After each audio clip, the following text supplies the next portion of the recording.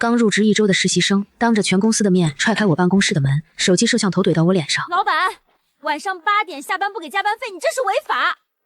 公司自有公司的规定，工作时长是经过双方确认的。他根本不听，转头就把断章取义的录音发到网上，买了同城热搜，标题写着黑心老板逼员工无偿加班。更讽刺的是，我打开点赞列表，里面赫然躺着公司里每一个人的头像，包括我一手提拔起来的部门主管。我盯着屏幕看了足足3分钟，然后冷笑一声，掏出公章盖了一份通知，即日起全员恢复朝9晚5，取消每月2000元交通补助及免费晚餐。他赢了，他替所有人赢了。可第二天算完账的员工们脸全绿了。那天下午3点出头，我正在办公室里核对史密斯先生发来的合同附件。这份合同跟了将近半年，涉及一批电子元器件的跨境清关，总金额300多万。英国那边时差8个小时，下午到晚上这段对接窗口是整个项目的命脉。正看到关键条款，办公室的门突然被人从外面一脚踹开，一个扎着高马尾的女生冲了进来，白 T 恤配牛仔裤，脚踩一双帆布鞋，手里攥着一部手机，脸上是一种理直气壮的愤怒。林小小，入职刚满1周的实习生，她走到我的办公桌前。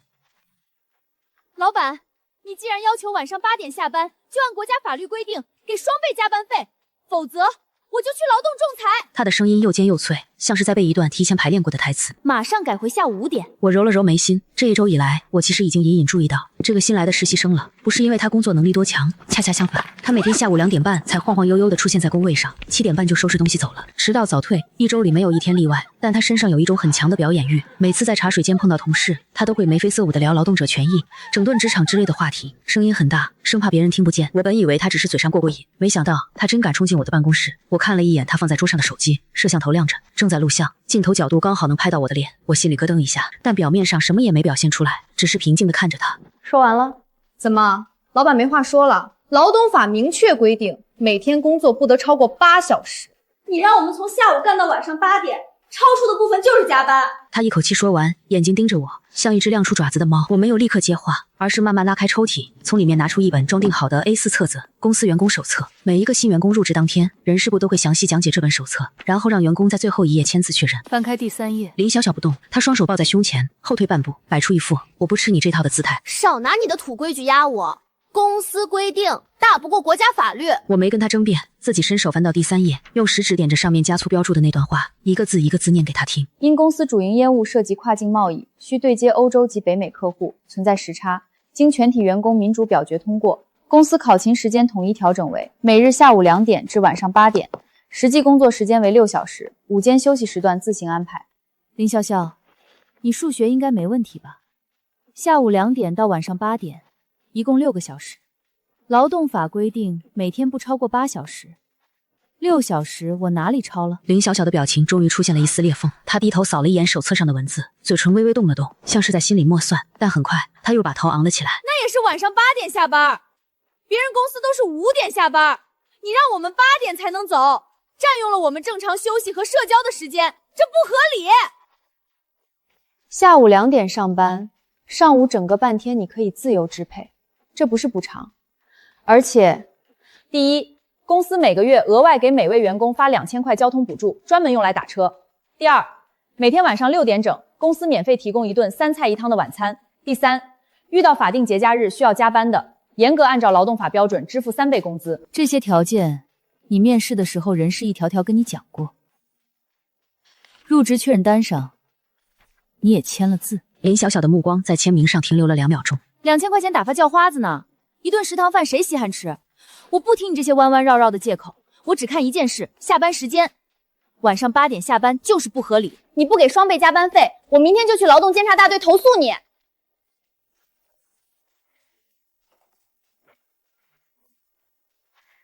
门在你背后，出去的时候帮我带上门。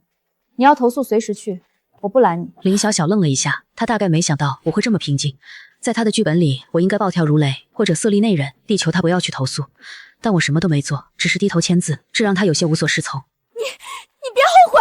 她伸手拿回手机，按掉录像，转身往外走。走到门口的时候，她回头看了我一眼，像是想再说点什么狠话，但最终只是哼了一声，把门狠狠摔上了。茶杯里的水晃了晃，我没动，等脚步声远了，我才按下桌上的内线电话。王强，到我办公室来一趟。王强是业务一部的主管，工龄3年多，也是林小小的直属上级。2分钟后，他推门进来，40来岁的人，微微发福，额头上有一层薄薄的汗。老板，您找我？我把手里签好的文件递给他，顺口问了一句：林潇潇是谁面试进来的？王强用手背擦了擦额头，是我出面，人事复试。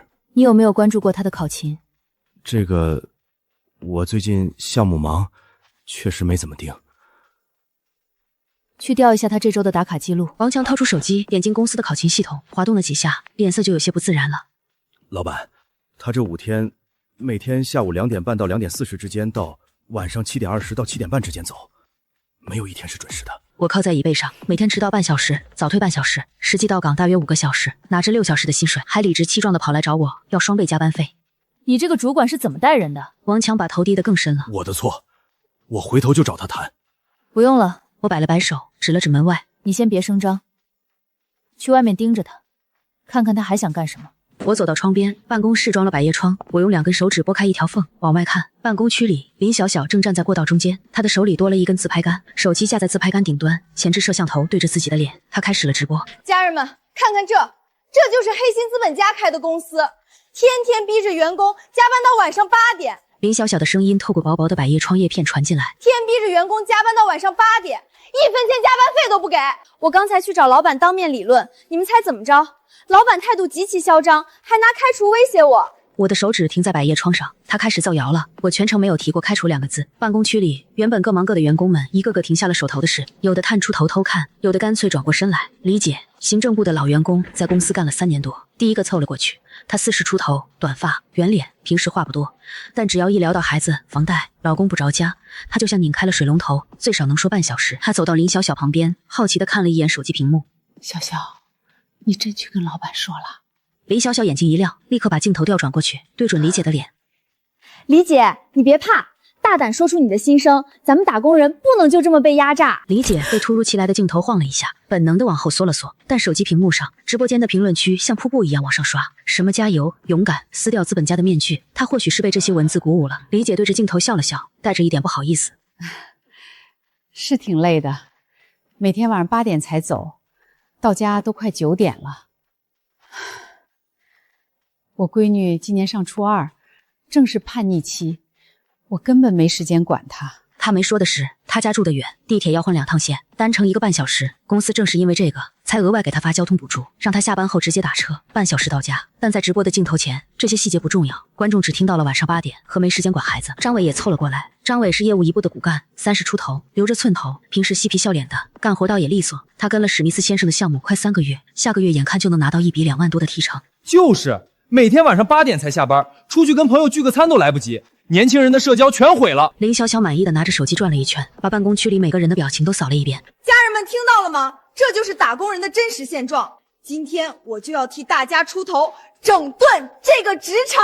直播间里的观众人数在迅速攀升，弹幕密密麻麻，好样的妹子，这种老板就该曝光。00后整顿职场，支持。王强站在角落里一言不发，他看了一眼我办公室的方向，又低下头，假装在看手机，没有制止，没有开口，什么都没做。我深吸一口气，推开办公室的门，走了出去。脚步声在安静的办公区里格外清晰，所有人的目光瞬间聚过来。李姐条件反射地缩回了自己的工位，手飞快地放到键盘上，假装在打字。张伟低下头，眼睛盯着屏幕，但屏幕明明还停留在锁屏界面上，空气里弥漫着一种微妙的心虚。只有林小小，她不但没躲，反而举着自拍杆朝我走过来了，镜头直接怼到我面前，离我的脸不到半米。老板出来了，家人们看清楚，这位就是那个黑心老板。我伸手把他的手机挡了一下。林小小，现在是工作时间，你在办公区开直播，违反员工手册第12条，工作时间禁止从事与工作无关的活动。林小小后退一步，把手机举得更高了。你看到了吧，家人们，他心虚了，怕网友看到他的真面目。告诉你们一件事儿，我刚才跟他理论的时候偷偷录了音，录音我已经剪辑好了，发到网上了。他说剪辑好了这4个字的时候，语气很轻，像是无意间带出来的，但我一下子就抓住了重点。剪辑。我掏出自己的手机，同城推荐页面上一条视频高高挂着，同城热搜第3名，标题用了加粗红色大字，说00后实习生硬刚，黑心老板拒绝晚8点下班，无偿加班，当场录音曝光。我点进去，视频时长只有47秒，画面是公司的 logo 和办公区的外景，配上了一段经过精心裁剪的录音，我的声音断断续续的从手机里传出来。公司对接海外客户，考勤时间统一调整，中间突然跳切，你想告随时去。就这2句，前面解释工作时间只有6小时的完整语境全部被剪掉了，后面那句你想告随时去，在完整的对话里是我告诉他法律途径畅通，公司不怕查的意思，但被单独摘出来，配上他添加的字幕，老板嚣张放话，你告啊，意思完全变了。评论区已经炸了，这种老板迟早翻车，建议直接举报到劳动局。资本家就是这副嘴脸，全网扩散，让他社死。我往下翻了翻，点赞列表是公开的，我一个一个看下去。李姐的头像，一张她闺女的艺术照，在列表里安安静静的躺着。张伟的头像，一只卡通柴犬也在。我继续往下翻，王强，我的部门主管，我亲手提拔起来的人，他也点了赞。我把手机收回口袋，站在办公区中间，一个一个看过去，没有人跟我对视，所有人的眼神都在躲闪。你们都觉得晚上8点下班不合理？我的声音不大，但办公区里安静的连空调运转的嗡嗡声都能听清楚，没人说话。林小小的声音响了起来，当然不合理，我们要朝9晚5，正常作息。要是能早点下班，谁愿意熬到8点啊？老板，确实太晚了点儿。我看着他们一个一个看过去，然后点了点头。行，既然你们都不满意，那就改。林小小得意地转过身，家人们看到了吗？打工人胜利了！评论区瞬间刷屏，牛，真整顿了，妹子，你是我的神，以后就是00后的时代了。我没有多说一个字，转身走回办公室，打开电脑，调出公司印章，使用登记表，填好日期和用途，然后从保险柜里拿出公章，打印了一份通知，盖了章，墨迹还没干，我就拿着这张纸走了出去，把它贴在了办公区正中间的公告栏上。过来看一下，即日起，公司作息时间调整为早上9点至下午5点，中午休息1小时。老板终于做了一回人。李姐和张伟也跟着笑了起来，几个坐在后排的实习生甚至小声欢呼了一声。我等他们笑够了，手指往下移了一行。同时通知以下事项：第一，取消每月2000元的交通补助。笑声戛然而止，李姐的脸色第一个变了。老板，交通补助怎么取消了？交通补助的设立初衷是补偿员工晚上8点下班后打车的费用。现在下午5点下班，地铁、公交都在运行高峰期，没有打车的必要，补贴依据不存在了，补贴自然取消。第二，取消公司免费晚餐，晚饭也没了。我指了指通知上写的清清楚楚的理由。下午5点下班，回家做饭、出去吃饭、点外卖，时间绰绰有余。公司没有法律义务在非工作时间为员工提供餐食。会议区里一下子安静了，那种安静不是服气的安静，是算账的安静。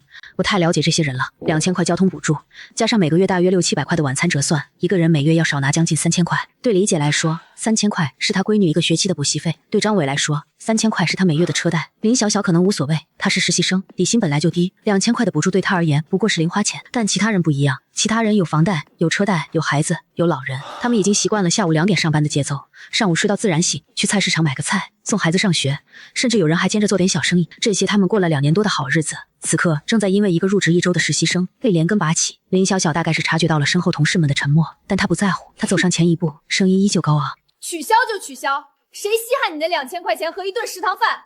我们要的是正常作息，是属于自己的生活。他又转向镜头，冲直播间里的观众挥了挥拳：打工人不需要老板的施舍，我们需要的是尊重和自由。行，那从明天开始执行，希望你明天早上9点能准时到。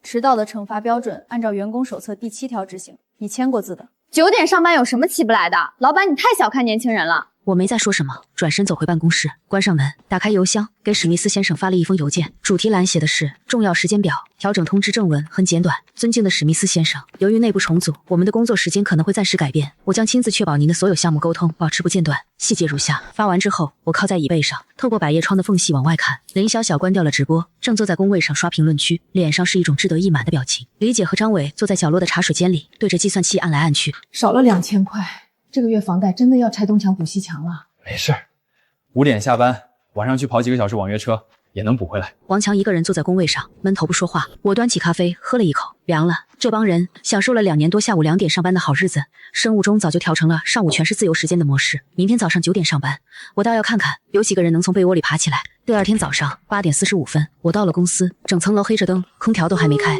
前台的小姑娘打着哈欠跟我进了门，她是少数几个家住得近、影响不大的员工。我走进办公室，打开电脑，泡了杯茶，然后把考勤系统投到大屏上。8点55分，打卡人数2，我和前台。9点整，没有新增。我端着茶杯靠在椅背上，静静的等。9点06分，门外传来一阵杂乱的脚步声，夹杂着喘气声。李姐冲了进来，她的头发半干不湿，滴搭在肩上，显然是洗了头，没来得及吹。手里拎着一个塑料袋，里面露出半个咬了一口的肉包子。她扑到打卡机前，摁上指纹。打卡时间9点06分，迟到6分钟。李姐的脸一下子就垮了。6分钟，300块。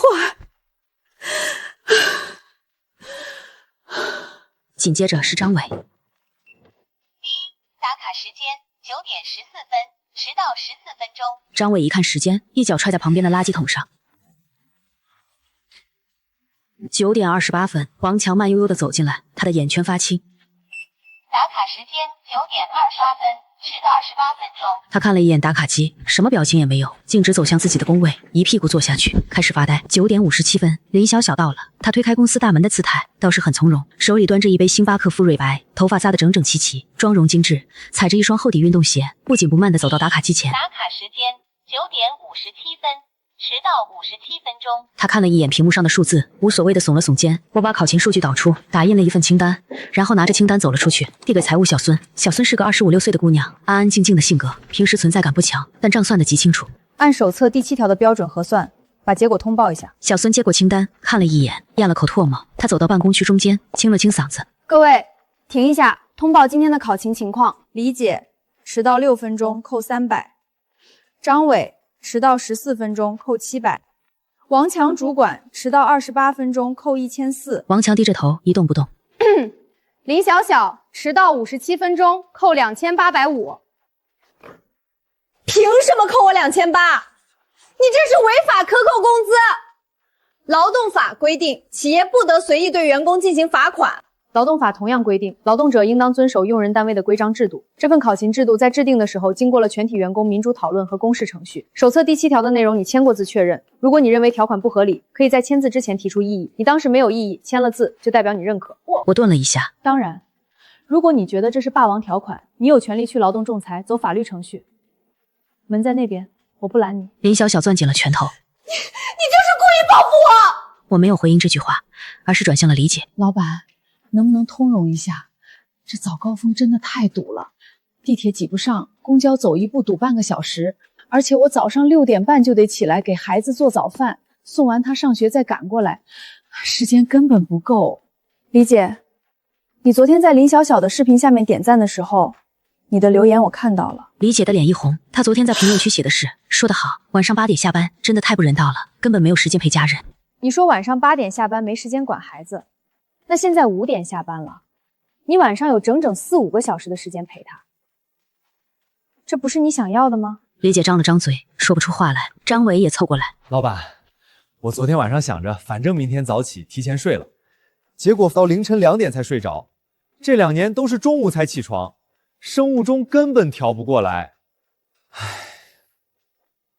你以前每天下午2点上班，睡到中午12点，拿着2000块的交通补贴，公司包一顿晚饭，你算算，你以前1个月到手多少？张伟不说话了，他算得出来，底薪加提成加补助加餐补折算，他每个月到手比同行同岗位的人高出至少4、5千块，这些都是实打实的好处。但在林小小的直播间里，这些好处被简化成了一句话：老板拿2000块打发叫花子。他当时觉得这句话说的真解气，现在他觉得这句话真刺耳。林小小还在嚷嚷：你们别怕他，他就是故意用罚款来吓唬咱们。我现在就开直播，让全网看看他怎么压榨员工。小孙，把今天的考勤处罚通知做好后挂内网公示。林小小的直播声还在外面嗡嗡的响，但这一次没有人凑过去捧场了。新制度运行的第一天下午4点40分起，办公区里就弥漫着一种蠢蠢欲动的气氛，没人再专心干活了。李姐每隔30秒就瞄一眼屏幕右下角的时间。张伟已经提前把电脑桌面收拾干净了，包放在脚边，随时准备拎了就走。林小小更夸张，4点50分的时候，他已经站在打卡机旁边了，双脚并拢，手指悬在指纹识别区上方，像100米赛跑的起跑姿势。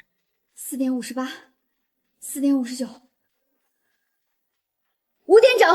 他第一个按下指纹，然后头也不回地冲了出去。李姐紧随其后，张伟第3个，王强第4个。不到3分钟，整个办公区就空了，荧光灯还亮着，有几台电脑没关，茶水间的杯子也没收拾，像是一群人逃离了一栋着火的大楼。我坐在办公室里，什么都没说，倒了一杯茶，看着窗外的天色，5点多的太阳还很亮。我本来以为今天会平安度过，但到了晚上6点，事情来了。英国比北京慢8个小时，晚上6点，正好是伦敦那边早上10点，史密斯先生的惯常工作时间。邮件提示音响了一声，是史密斯先生的秘书发来的邮件，需立即提供清关文件。正文只有2行字，但每个单词都像是敲在桌子上的。该批货物被海关扣留，我们需要在2小时内收到签字后的清关文件，否则货物将被退回，请尽快回复。货卡在海关了，这批货是史密斯先生公司下个月促销季的核心库存，清关文件必须在2小时内签字回传，否则退运。退运意味着10几万的仓储费和物流费打水漂。更严重的是，史密斯先生后续的300万订单会直接取消。这事本来是有流程的，以前的作息是下午2点到晚上8点，张伟和王强每天晚上都在线。英国那边一上班，这边就能第一时间响应。2年多了，从来没出过岔子，但今天不一样了。今天5点就下班了，清关文件在张伟的电脑里。我拿起手机拨张伟的号码。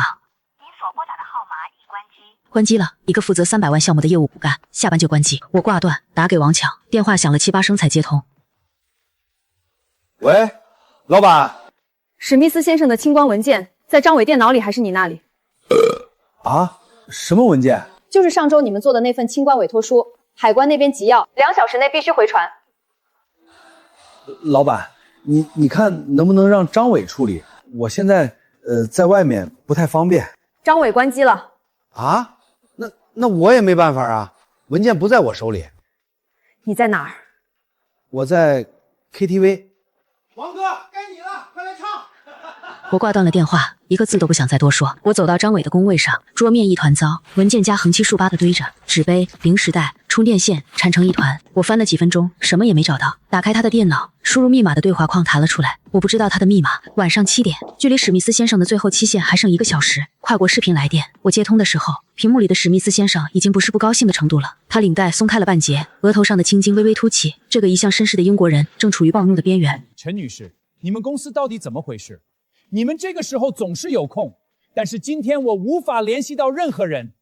那批货物从今天早上起就一直待在海关，每多出1个小时，我们就要花一大笔仓储费。史密斯先生，我真诚的道歉，我们遇到了一些内部重组问题。我不在乎你的内部问题，如果这些货物今晚不能清关，我们就完了，整个订单被取消，贵公司将承担all罚款和损失。视频挂断，屏幕黑了。我对着那块黑屏做了很久，然后拿起手机，在公司微信群里发了一条消息：所有人紧急通知，史密斯先生的货物滞留海关，需要清关文件，请负责此项目的同事立即返回公司处理。5分钟，群里没有任何动静。10分钟，一条消息弹出来：林小小已经下班了，请在工作时间内沟通工作事宜。后面跟了一个微笑的表情，紧接着李姐发了一个竖起大拇指的表情给林小小的。那天晚上，我一个人在公司待到凌晨3点，用尽了各种办法联系了海关那边的朋友，又通过紧急渠道找到了清关文件的备份，最终在截止时间前40分钟完成了签字回传，货保住了。但仓储费的损失已经产生了将近10万块，而且史密斯先生的信任损耗不是一封道歉邮件能挽回的。第二天早上9点，今天的出勤率比昨天好了一点，主要是因为被扣过1次钱之后，恐惧这个东西比闹钟好使得多。李姐8点55到的，踩着点；张伟8点58到的，王强9点01分，只迟到了1分钟，但根据制度扣50。他看着打卡机上的数字，脸上的表情像吞了一只苍蝇。林小小9点15分到的，迟到15分钟。今天他没端星巴克，手里拎着一个煎饼果子。他走进来的时候，几个同事的目光齐刷刷的扫过来，跟昨天不一样。昨天那些目光里是艳羡、佩服，他好勇；今天的目光里混杂着一些别的东西。林小小没在意，他坐下来咬了一口煎饼，打开电脑刷了一会儿昨天那条热搜视频的数据，评论区已经过了2万条。他的嘴角微微翘着。我拿着一摞文件走出了办公室。所有人去会议室。我的声音没有抬高，但语气比往常更沉。王强最先站起来，他看了我一眼，嘴唇抖了抖，没说话，低头往会议室走。张伟、李姐，其他几个员工陆续跟上。林小小最后一个进来的，他还在嚼煎饼。所有人坐定之后，我把手里的文件摔在桌上。这是史密斯先生昨天晚上11点发来的邮件。鉴于贵公司在对接中出现严重失职，我方对继续合作产生了严重信任危机。如贵方无法在7个工作日内提出令人信服的整改方案，我方将终止本年度剩余全部订单，并保留追究违约责任的权利。终止订单？哪个订单？你跟了3个月的那个。不是，老板，史密斯先生上周还说方案没问题，下个月就打款的。那是上周，昨天晚上6点，海关需要清关文件，我打你电话，你关机了。我打王强电话，他在 KTV 喝酒，货卡在海关1整晚，仓储费9万8。史密斯先生的助理凌晨2点给我打了第2个电话，措辞比第1个更难听。这还不是最严重的，史密斯先生在邮件里特意提到了一件事。我们注意到中国社交媒体平台上流传着几段视频，描述了贵公司内部严重的内部冲突和管理混乱，这引起了我们董事会对我们合作伙伴关系的可靠性和专业性的极大关注。翻译一下，他说他看到了软件上的几条视频，你们公司内部乱成一团的景已经传到了他的董事会，他们对跟我们合作的可靠性产生了严重质疑。这个项目如果黄了，直接损失300多万，按你们部门的提成比例算。张伟，你那2万3的提成没了。李姐，你那8000也没了。王强，你的主管绩效奖金1万2没了，因为重大工作失职给公司造成经济损失。按照劳动合同里的约定，你们还需要承担相应的赔偿责任。凭什么？我跟了3个月的项目，马上就能拿到手了，为什么拿不到了？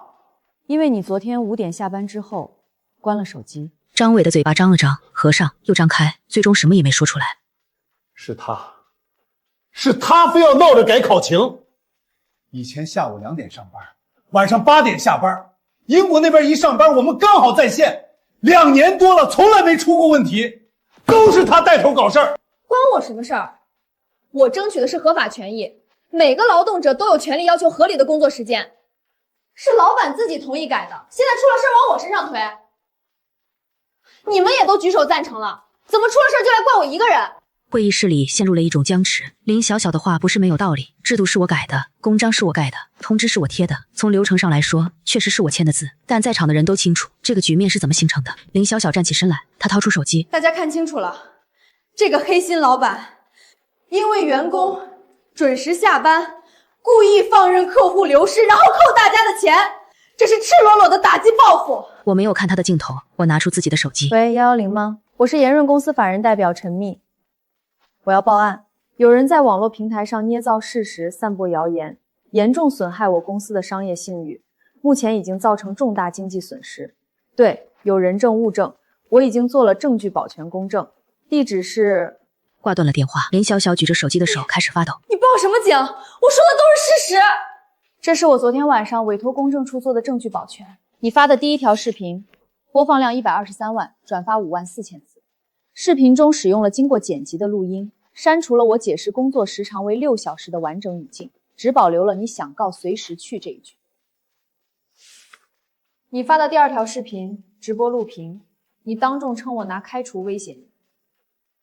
我调取了你进入我办公室全程的监控录像，全程对话中我没有说过开除2个字。你发的第3条视频，就是刚才你在群里截图的那条。你声称我在下班时间逼迫员工加班，但事实是我发的是紧急通知，且通知中使用的是请字，没有任何强制性表述。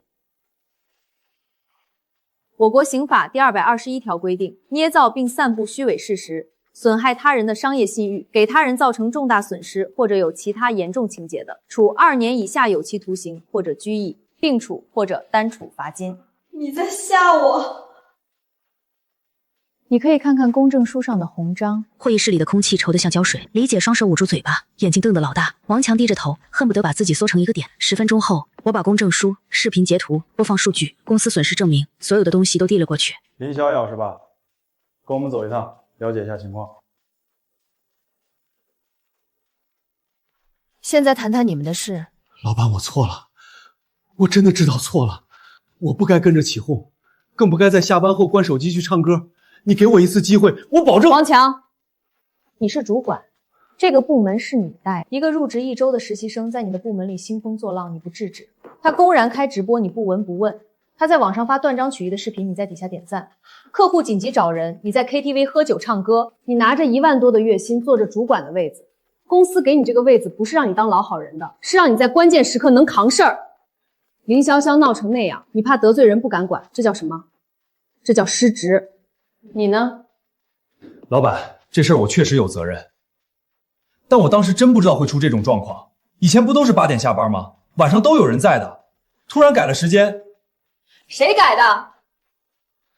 老板，我以后绝对不关机了，您让我几点下班我就几点。李姐，老板，我知道我也有错，但我不能没有这份工作。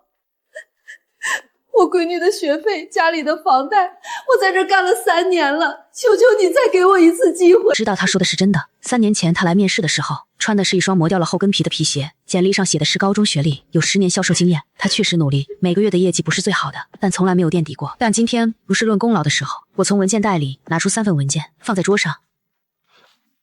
你要开除我们？凭什么？我们是犯了错，但没犯法。你不能因为一次失误就开除人。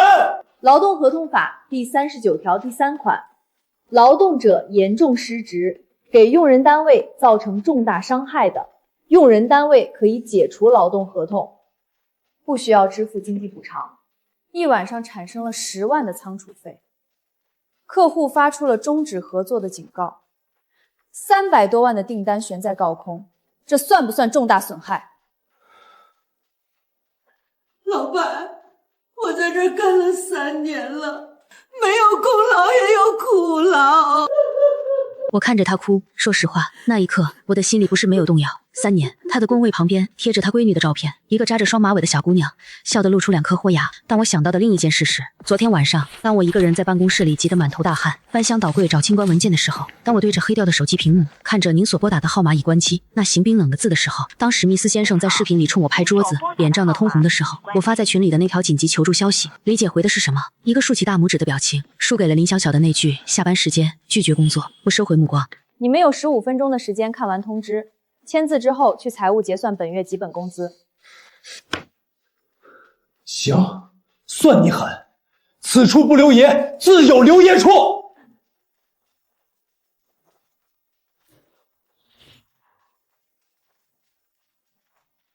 王强沉默了很久，然后轻轻拿起笔，写下自己的名字，一笔一画，很慢。签完之后，他站起来，朝我鞠了一个躬。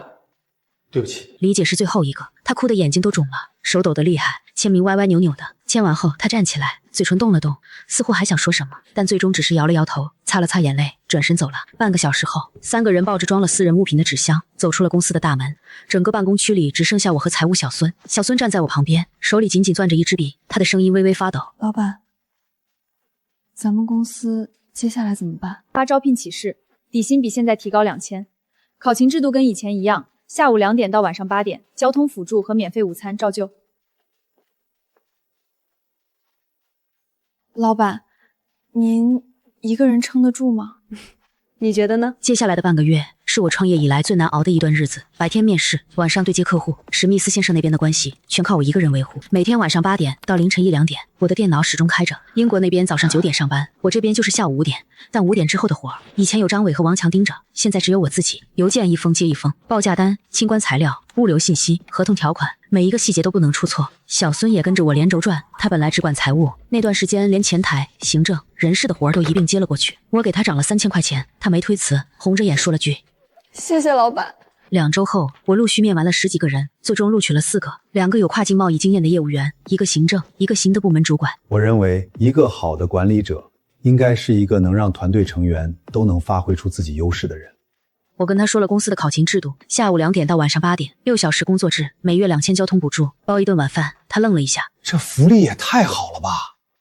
我上家公司早上8点半到晚上9点，双休变单休，补助1分没有。每个制度都有它的道理，你觉得能适应就来。他当场签了字。这鱼香肉丝味道不错啊。老板，外面有2个人找您，说是以前的同事。我走出去，张伟和李姐站在前台那个小小的等候区里。半个月不见，2个人都憔悴了不少。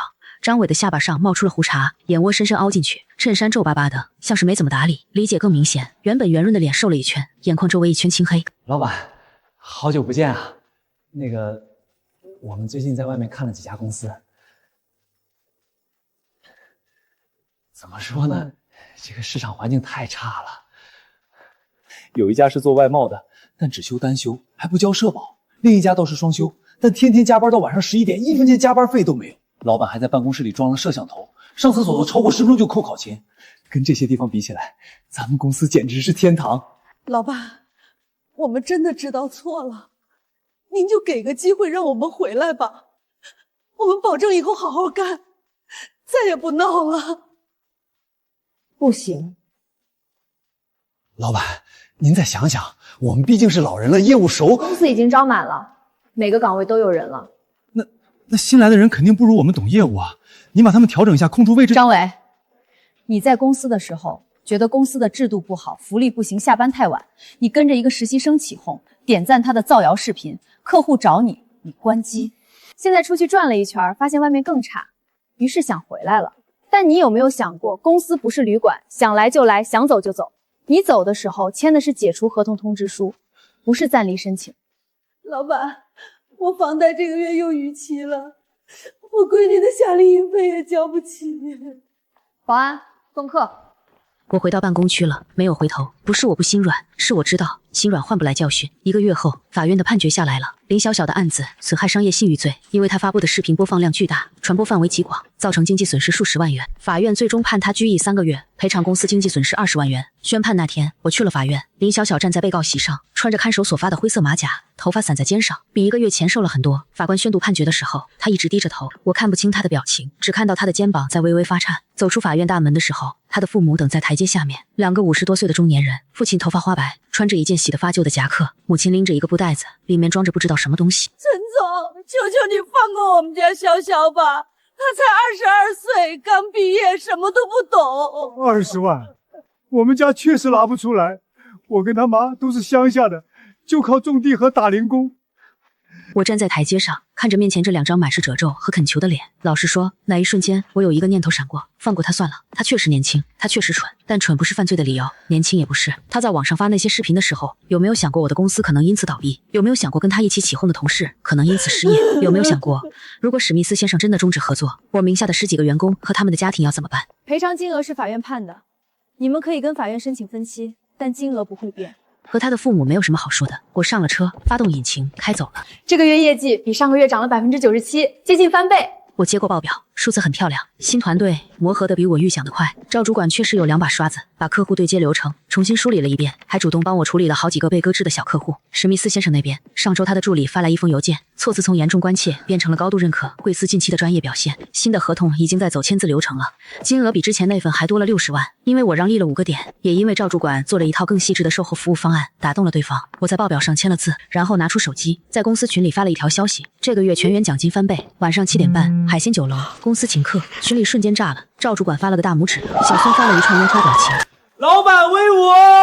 我放下手机，走到窗边，外面是黄昏的城市，楼下的马路堵着车，尾灯一片红，远处几栋写字楼亮着灯，像一格一格的火柴盒。开公司6年了，从3个人的皮包公司干到现在，我比任何人都清楚一个道理：一家公司最怕的不是能力不够的员工，能力不够可以培养，最怕的是不知道好歹的人。你给他避开早高峰的自由，他嫌你让他晚上8点才下班；你给他2000块打车补贴，他说你打发叫花子；你请他吃3菜1汤，他说谁稀罕你一顿破饭。等你真把这些东西拿走了，他又哭着喊着说对不起，求你让他回来。这世上最不缺的就是端起碗吃饭，放下碗骂娘的人。晚上7点半，海鲜酒楼，一大桌子人，杯盘碰撞，笑声不断。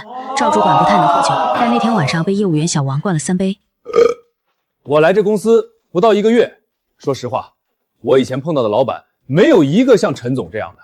规矩就是规矩，福利就是福利，2样东西放在一起才能长久。别的不说了，好好干，不会亏待你们。吃完饭送走了所有人，我一个人开车回公司，拿了点东西。办公区的灯都关了，月光从窗户洒进来，落在整齐的工位上，每张桌子都收拾得干干净净。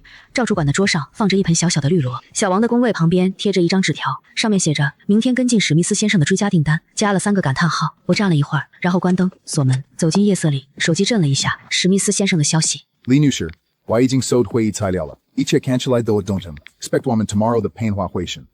谢谢你 ，Smith，Mister， 明天再聊。夜风微凉，但走向车子的脚步很轻。公司还在，客户还在。别把善意当成软弱，别把福利当成理所当然，别拿别人的命运当自己表演的舞台。这世上没有什么整顿职场，只有尊重规矩的人和不尊重规矩的人，前者留下，后者出局，就这么简单。